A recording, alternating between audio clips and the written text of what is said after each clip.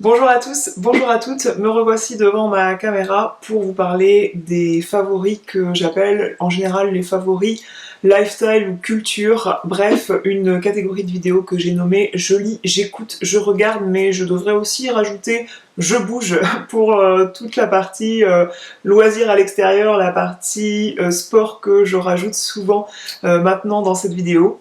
Je vais vous parler des favoris lecture, séries télé, films, toute cette catégorie culture, bref, tous mes favoris qui m'ont accompagné dernièrement et qui ne font pas partie des favoris beauté ou mode.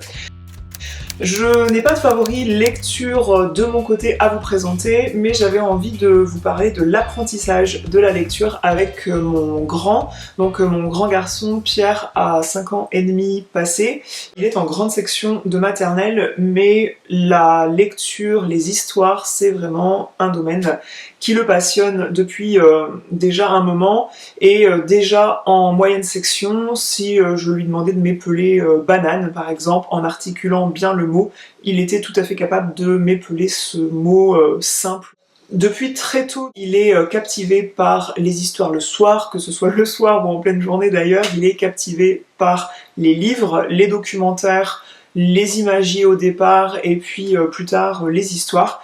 Et la méthode d'apprentissage de la lecture que sa maîtresse en maternelle introduit dès la moyenne section avec les alphas, ça l'a beaucoup captivé et il adore, il adore, il adore. Donc quand nous avons investi nous-mêmes dans le coffret des alphas, eh bien il était fou de joie. Je pense que si j'avais gagné au loto, j'aurais pas eu une réaction beaucoup plus vive que la sienne quand on lui a offert le coffret des alphas. Là, le coffret que je vais vous présenter, c'est une amie qui me l'a prêté parce que nous, on s'est contenté d'acheter le DVD avec l'histoire qui se déroule autour des alphas. Alors les alphas sont des petits personnages comme ça autour des lettres, donc les lettres sont un personnage, donc par exemple le F, donc c'est les minuscules en format script qui sont des personnages, donc là le F c'est la fusée, là vous avez Monsieur A avec sa canne, et quand il rigole il fait ha ha ha ha ha,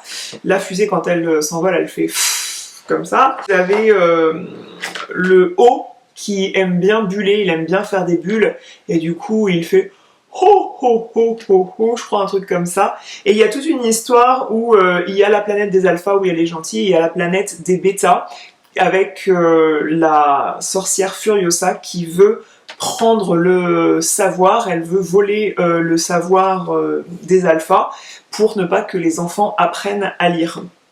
Et il y a ce petit garçon qui est dans sa chambre et il y a comme un messager qui vient le voir et qui vient lui expliquer tout ça. C'est comme ça qu'il va apprendre à lire. Et finalement, avec cette petite histoire, ces personnages, eh bien, l'enfant acquiert les sons que chantent les lettres. Donc par exemple, la fusée qui fait le F qui fait F. Il y a aussi Madame U, qui est une personne avec des tresses qui font la forme du U, et elle est sur un cheval, et du coup sur le cheval elle fait U, et avec cette méthode-là, l'enfant retient très bien le son que fait chaque lettre. Mon amie m'a prêté qu'elle n'utilise plus pour ses enfants qui sont plus grands et qui ont appris à lire. Juste pour, c'est un détail, sa grande a appris à lire avec ça et son fils n'a pas forcément adhéré à cette méthode de lecture, donc j'ose imaginer que ça fonctionne pas avec tout le monde.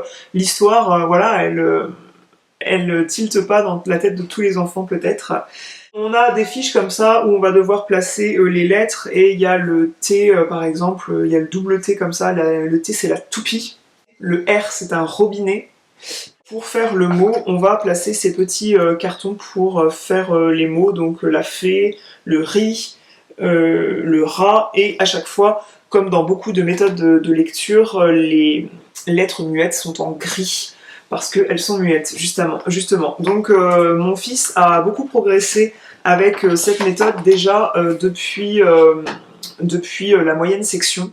En grande section, on voyait très bien qu'il était demandeur de lire davantage et que ça consistait chez lui en une période sensible, j'ai envie de dire, où qu'il fallait pas laisser tomber et qu'il fallait saisir. Donc on a acheté plusieurs petits livres comme ça qui coûtent finalement une misère. Le contenu n'est pas franchement passionnant et il se passe pas des histoires rocambolesques pour intéresser l'enfant. Phrases très simples avec des sons très simples. Donc j'ai pris les livres niveau 1 dans plusieurs collections. Donc je vais vous dire la première collection qu'on a pris. C'est aux éditions Nathan avec La Nuit de Mina, Suzy dessine et il y en a un troisième en fait. C'est des petits lots qui se vendent par trois comme ça. Ah, encore une fois, les lettres muettes sont en gris et on a des phrases qui sont écrites en format script, donc en minuscules détachées, j'ai envie de dire, pour que tout le monde comprenne bien. J'utiliserai peut-être pas les bons termes, je suis pas institutrice et je prétends pas que ce qu'on fait là, ça remplace le travail de l'institutrice, pas du tout. Je prétends pas qu'il faille faire ça, mais je réponds aux besoins d'apprentissage de mon fils en fait qui est demandeur d'avoir du contenu à lire et c'est vrai que les livres qu'il avait déjà de base peuvent être un peu plus compliqués et comme il les connaît par cœur en plus, il n'y a même pas la possibilité de le faire lire avec ça parce qu'il va réciter finalement les phrases qu'il connaît très bien. Donc voilà, c'est pour répondre à son besoin et je sais que parmi vous, il y a pas mal de personnes de ma tranche d'âge et qui du coup ont des enfants du même âge sensiblement que mon fils et ça peut intéresser du monde. Donc là, on a des phrases. À minuit, Suzy ne dort pas, Suzy sort du lit, Mina dort. C'est une histoire très simple, il se passe pas des rebondissements de dingue, mais ça permet à l'enfant de déchiffrer des phrases simples et d'avoir toute satisfaction à pouvoir lire lui-même un livre. Donc bien sûr ça demande l'accompagnement. Le niveau 1 comme ça on a uniquement des mots phonétiques très simples et après le niveau 2 il y a des mots un peu plus complexes. Mais nous on est resté au niveau 1 pour l'instant et puis c'est quand il a envie, c'est quand il en a besoin, etc. Ensuite, je trouvais sympa d'avoir des livres qui étaient écrits en format majuscule détaché comme ça, parce que c'est les premières lettres dans le système scolaire que l'enfant il sait déchiffrer quand il apprend l'alphabet en petite section, en moyenne section, et bien ils apprennent les lettres majuscules en format script comme ça. Et du coup, Céline Alvarez, aux éditions Les Arènes, a sorti toute une gamme de livres comme ça, qui reprennent des histoires, des grands classiques que les enfants adorent. Donc moi j'ai pris Les Trois Petits Cochons, parce que mon enfant adore cette histoire, et La Petite Poule Rousse pour changer un petit peu. Et du coup, tout le contenu du livre est écrit en détaché comme ça, en majuscule. Et du coup, pour mon fils en tout cas, ces livres, il les lit très facilement. Et à part quelques sons. Et la méthode, encore une fois, les lettres muettes sont écrites en grise. Et quand il y a des sons plus complexes, donc par exemple le A et le I qui font le son E dans le mot maison, c'est en vert. J'avais envie de varier les histoires en minuscules lettres détachées, donc j'ai pris aussi aux éditions Hatier La cabane de Théo et Nina, donc la collection niveau 1, passage de la grande section OCP, pour dire que c'est tout à fait adapté à mon fils, la collection Je lis pas à pas avec Théo et Nina, et En forêt avec Théo et Nina. Cette gamme, elle se poursuit jusqu'au niveau 4, c'est-à-dire CP, CE1. Ce sont des histoires, des romans simples, avec deux personnages qui sont attachants, auxquels l'enfant peut s'identifier. Et à la fin, au début, pardon, avant de lire l'histoire, il y a un petit guide comme ça, mon fils trouve ça rébarbatif par exemple, mais c'est vrai que ça l'aide à lire la suite de l'histoire. Donc on va d'abord voir les noms des personnages de l'histoire, les mots qui vont être redondants dans l'histoire, les syllabes qu'il va souvent revoir dans l'histoire, les mots de la même famille que port, P-O-R-T, cette histoire-là en tout cas, et il faut s'entraîner aussi à lire les mots outils, donc le verbe être conjugué au présent à la troisième personne, EST, le mot et, ET, le un, UN, qui va souvent revenir à toutes les sauces dans tous les livres. Ensuite, deux exemplaires qu'on n'a pas encore essayé avec mon fils, mais j'avais cette envie de proposer les différents types d'écriture. Et dans cette collection, chez Hachette Éducation, j'apprends à lire Montessori, donc toujours niveau 1, là ça se poursuit jusqu'au niveau 3. Eh bien, ces textes-là, donc là on a Anna et la tortue et la pie bavarde, c'est écrit en lettres attachées, ce qui est parfois plus compliqué à reconnaître pour les enfants qui apprennent en ce moment. Ils apprennent d'abord les lettres détaché en général. On a le livre, il est constitué un peu de la même manière que aux éditions Hatier, c'est-à-dire qu'on va se préparer à lire l'histoire en voyant les sons, les syllabes, les mots de l'histoire pour répondre à la curiosité de l'enfant suite à l'histoire. On a un petit documentaire, donc là c'est un documentaire sur la tortue. Je trouve que ce livre est bien fait. Après, à tester et approuver par l'enfant, mais en tout cas, ces contenus, ça nous aide à ce qu'il progresse. Et je suis ravie d'avoir ces livres-là, qui en plus pourront être conservés pour ma fille ensuite.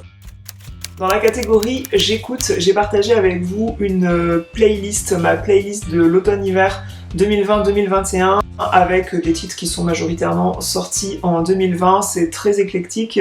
Et la chanteuse qui se démarque dans la fin de mon année 2020 et que j'ai beaucoup écouté, c'est le nouvel album de Taylor Swift. Donc j'aime beaucoup Willow, je crois que c'est le titre que j'aime beaucoup. Je pourrais pas vous les passer pour les droits d'auteur sur YouTube, ma vidéo va être squeezée sinon.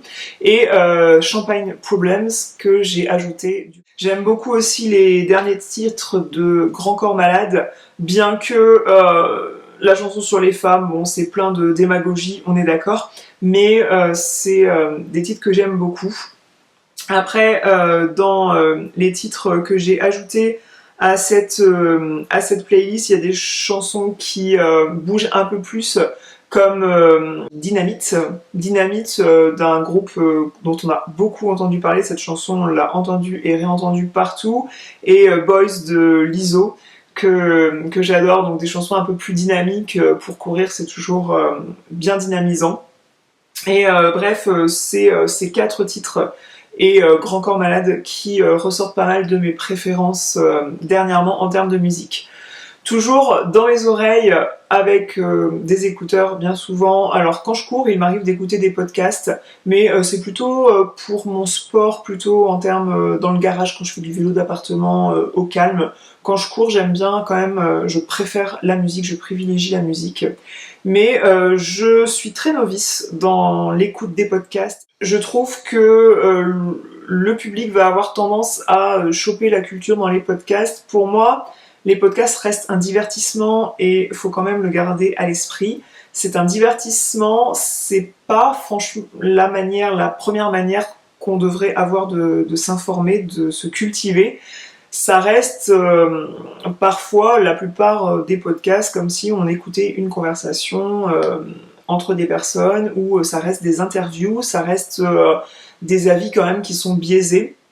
Donc personnellement, j'écoute des podcasts pour me distraire. Parfois ça m'informe, c'est vrai, j'apprends quand même, je peux être amenée à apprendre des choses, mais je trouve qu'il faut pas quand même appeler ça de la connaissance, c'est quand même de la vulgarisation des connaissances à mon sens. Il y a 2 podcasts que j'ai adoré écouter dernièrement, donc Bliss Stories que j'écoute, ça a été le premier podcast que j'ai écouté, je l'écoute depuis quand même très longtemps.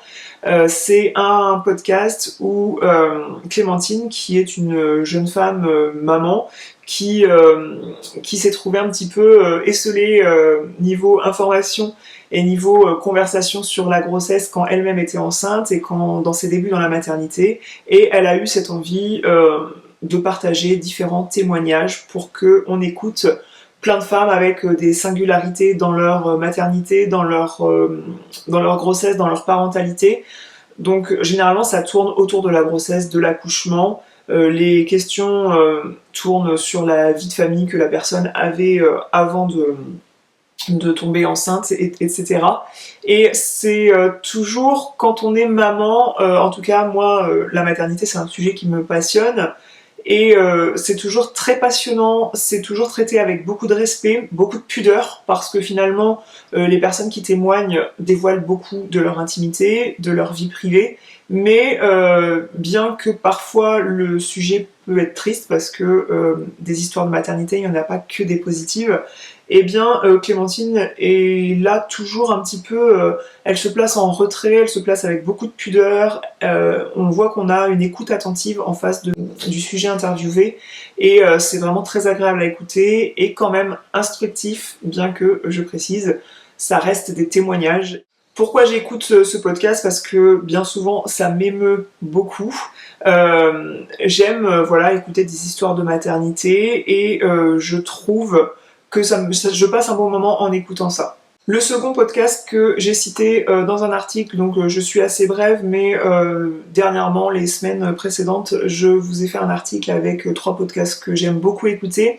Et parmi ces 3, il y avait aussi Entre nos lèvres. C'est un podcast sur lequel j'étais bourrée de préjugés. C'est un podcast qui a été créé par Céline et Margot qui interviewent des personnes pour qu'elles racontent leur histoire autour de la sexualité, leur naissance de sexualité. Et j'étais bourrée de préjugés parce que personnellement c'est pas un sujet dont je vais discuter avec mes proches, parce que pour moi c'est de l'ordre de la vie privée et j'aime pas forcément non plus écouter les histoires de mes proches.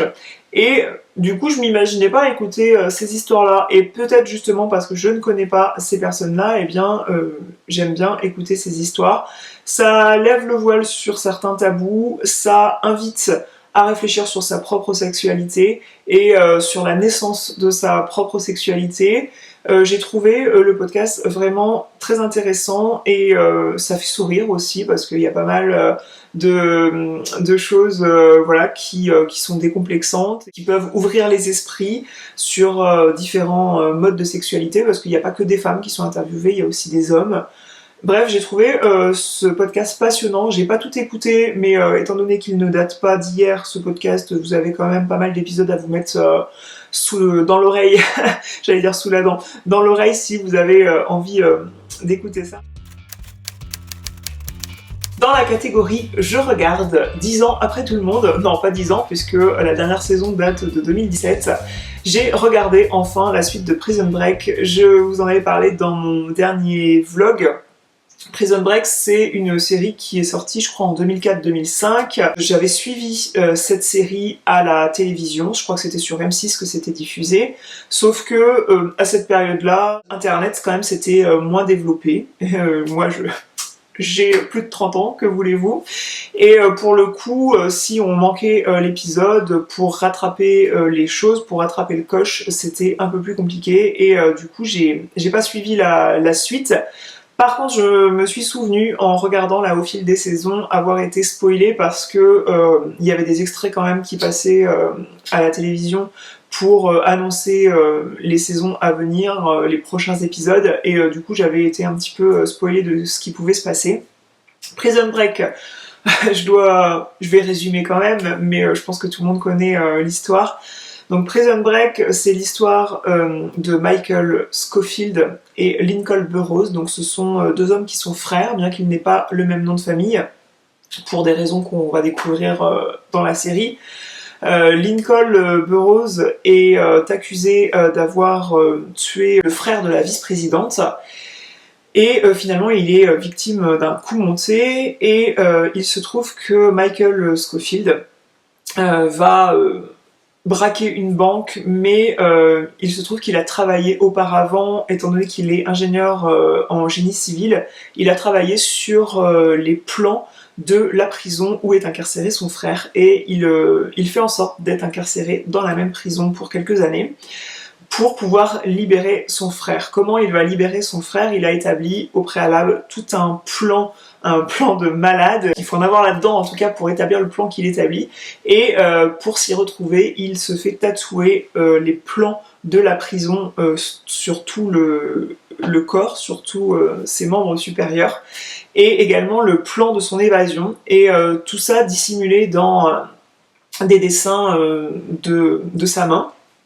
Et on ne voit pas quand on le regarde, on ne devine pas qu'il a des plans sur lui, mais il se trouve qu'en fait les plans de la prison sont dissimulés sur son corps, et également par messages subliminaux, on retrouve différentes étapes de son évasion. Ça rend la série vraiment passionnante, et ça reste des sujets, la vie carcérale, c'est pas des sujets qui étaient beaucoup traités en téléfilm ou en série, et donc la série s'est démarquée de par ce fait-là, et aussi il va y avoir une petite romance, bien sûr, dans la série, où Michael va tomber amoureux d'une personne.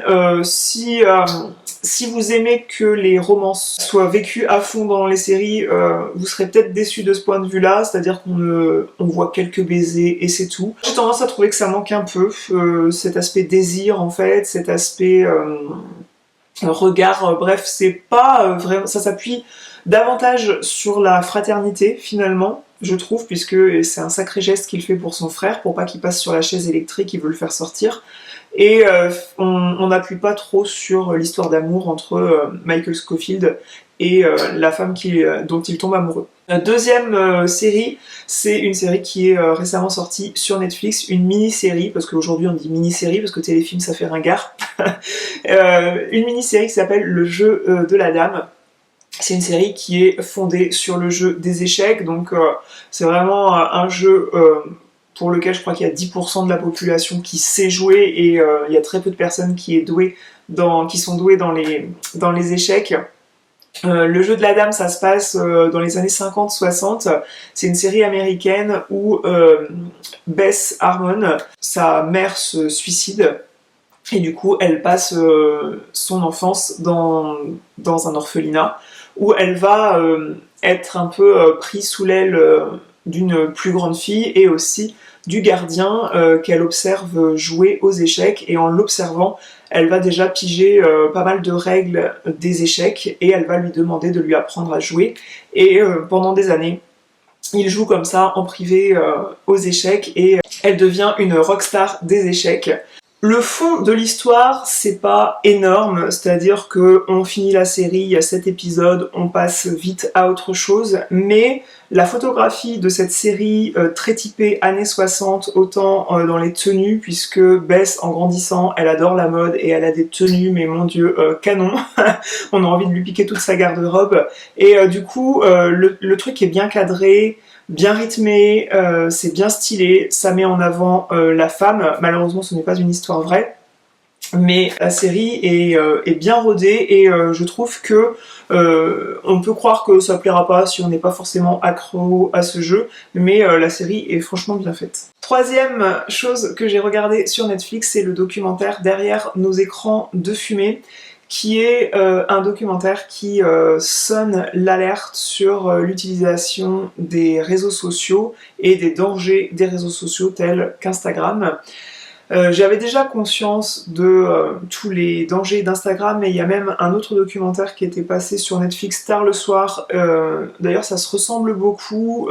Ça a vraiment été diffusé quasiment en simultané. Donc, ce sont autant des militants que des anciens employés de ces géants de la technologie qui ont créé l'iPhone, etc., qui témoignent dans ce documentaire des dangers des nouvelles technologies et des réseaux sociaux. Si vous avez des adolescents qui commencent déjà à avoir un téléphone portable, à être sur internet, constamment sur les réseaux sociaux, je vous invite à regarder ce documentaire. Je pense que moi, si j'avais eu les réseaux sociaux pendant l'adolescence, je pense que j'aurais fini en hôpital psychiatrique parce que déjà, moi, il y a des choses sur Instagram.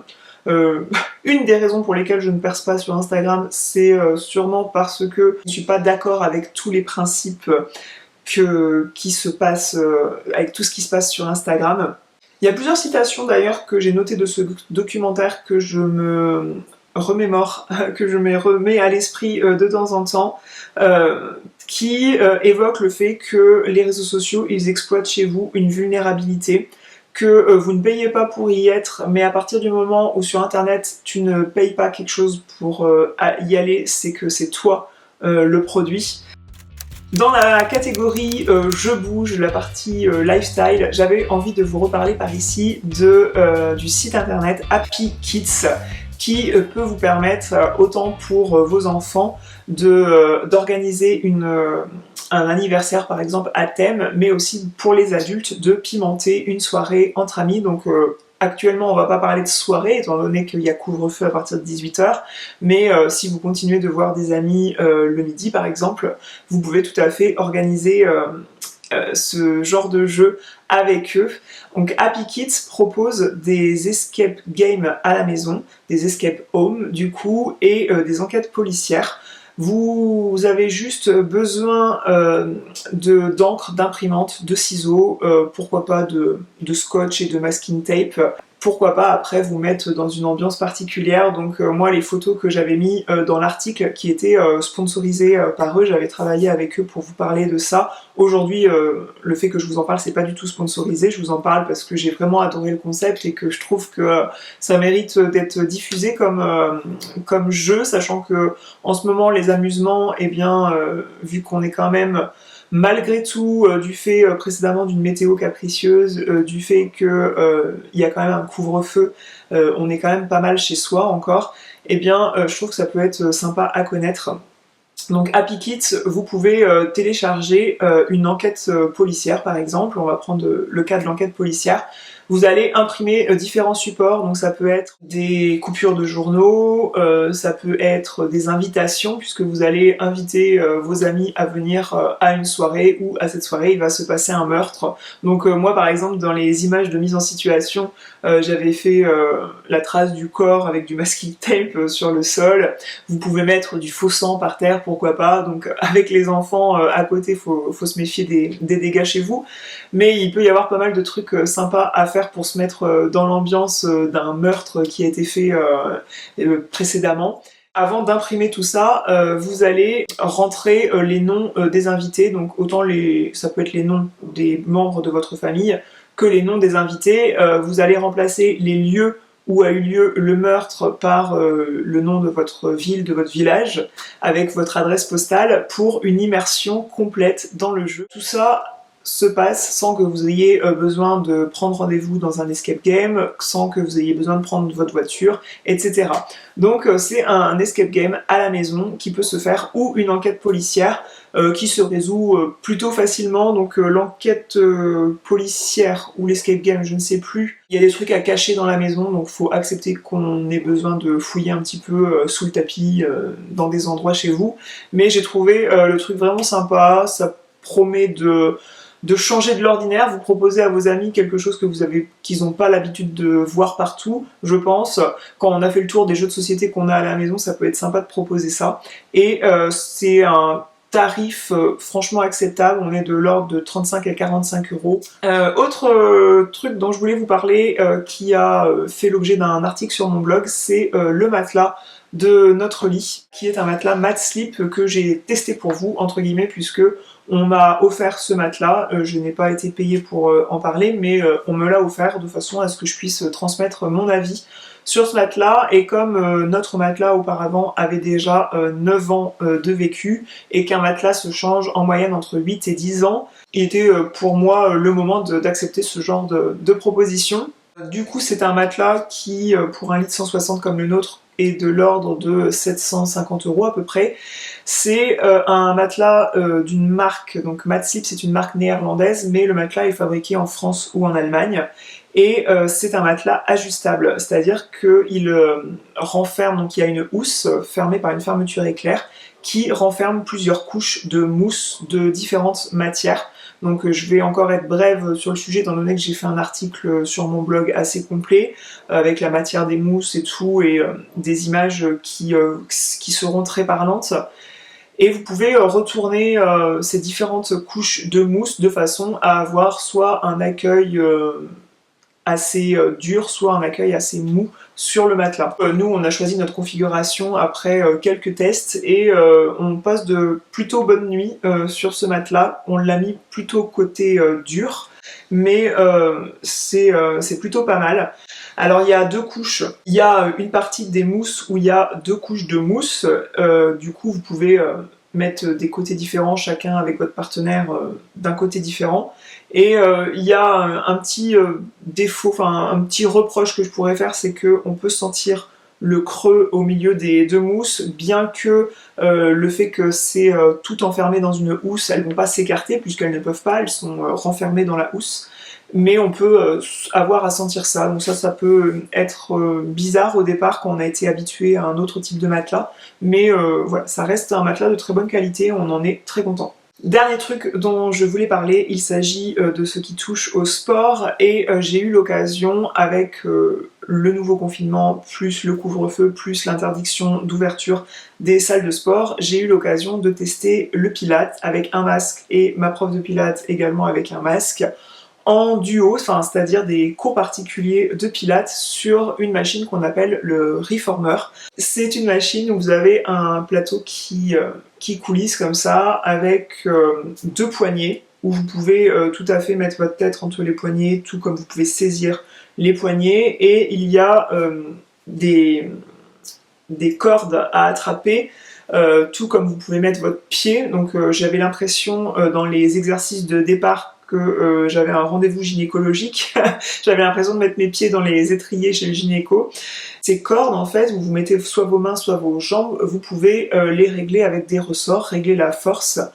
Et c'est dingue comme j'ai redécouvert le Pilates avec cette machine. Donc déjà l'aspect court particulier. Évidemment que c'est très appréciable qu'on s'occupe rien que de vous et qu'on puisse vous replacer, être proche de vous constamment, donc c'est très agréable. Mais aussi la machine m'a fait revoir des mouvements que je faisais d'habitude dans les matworks qu'on fait au Pilates en cours. D'habitude c'est des cours par 6 personnes que je fais. Mais ça a permis de revoir les mêmes mouvements, mais en allant beaucoup plus loin grâce à la machine qui permet d'aller plus loin dans le mouvement. Si vous avez déjà testé le Pilates, je vous invite à faire l'extra, parce que moi je sais que je pourrais pas faire l'extra d'une séance de Pilates comme ça en cours particulier toutes les semaines, financièrement je peux pas, mais de temps en temps c'est vrai que j'ai envie de réserver un peu ce budget parce que c'est vraiment très intéressant en fait de redécouvrir la discipline de cette façon-là. Voilà, j'en ai terminé avec mes favoris lifestyle, mes favoris culture. J'espère que cette vidéo vous aura plu, qu'elle vous aura appris des choses sur certains sujets, qu'elle vous aura diverti surtout. Je vous retrouve dans la zone de commentaires si vous avez des questions. Je vous fais des grosses bises et je vous dis à la prochaine.